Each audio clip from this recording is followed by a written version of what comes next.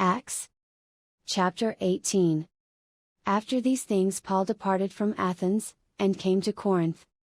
And found a certain Jew named Aquila, born in Pontus, lately come from Italy, with his wife Priscilla, because that Claudius had commanded all Jews to depart from Rome, and came unto them. And because he was of the same craft, he abode with them, and wrought, for by their occupation they were tentmakers. And he reasoned in the synagogue every Sabbath, and persuaded the Jews and the Greeks. And when Silas and Timotheus were come from Macedonia, Paul was pressed in the Spirit, and testified to the Jews that Jesus was Christ.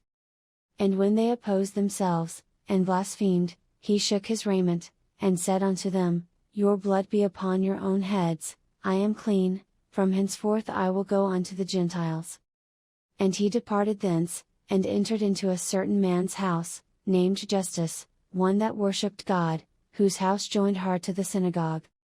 And Crispus, the chief ruler of the synagogue, believed on the Lord with all his house, and many of the Corinthians hearing believed, and were baptized. Then spake the Lord to Paul in the night by a vision, Be not afraid, but speak, and hold not thy peace. For I am with thee, and no man shall set on thee to hurt thee, for I have much people in this city. And he continued there 1 year and 6 months, teaching the word of God among them. And when Gallio was the deputy of Achaia, the Jews made insurrection with one accord against Paul, and brought him to the judgment seat, saying, This fellow persuadeth men to worship God contrary to the law. And when Paul was now about to open his mouth, Gallio said unto the Jews, If it were a matter of wrong or wicked lewdness, O ye Jews, reason would that I should bear with you. But if it be a question of words and names, and of your law, look ye to it, for I will be no judge of such matters. And he drave them from the judgment seat. Then all the Greeks took Sosthenes, the chief ruler of the synagogue, and beat him before the judgment seat. And Gallio cared for none of those things. And Paul after this tarried there yet a good while, and then took his leave of the brethren, and sailed thence into Syria, and with him Priscilla and Aquila, having shorn his head in Cenchrea, for he had a vow.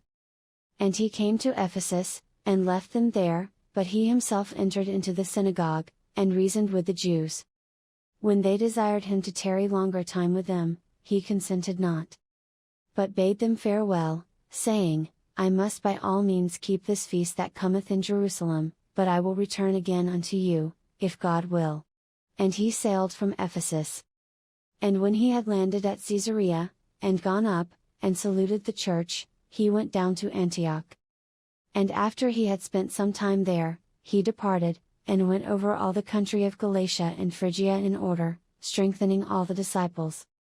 And a certain Jew named Apollos, born at Alexandria, an eloquent man, and mighty in the Scriptures, came to Ephesus.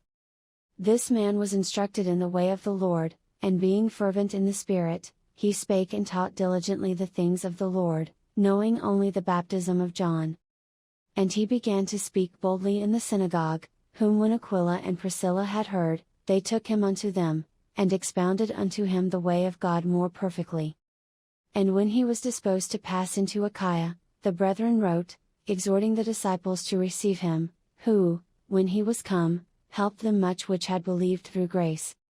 For he mightily convinced the Jews, and that publicly, showing by the Scriptures that Jesus was Christ.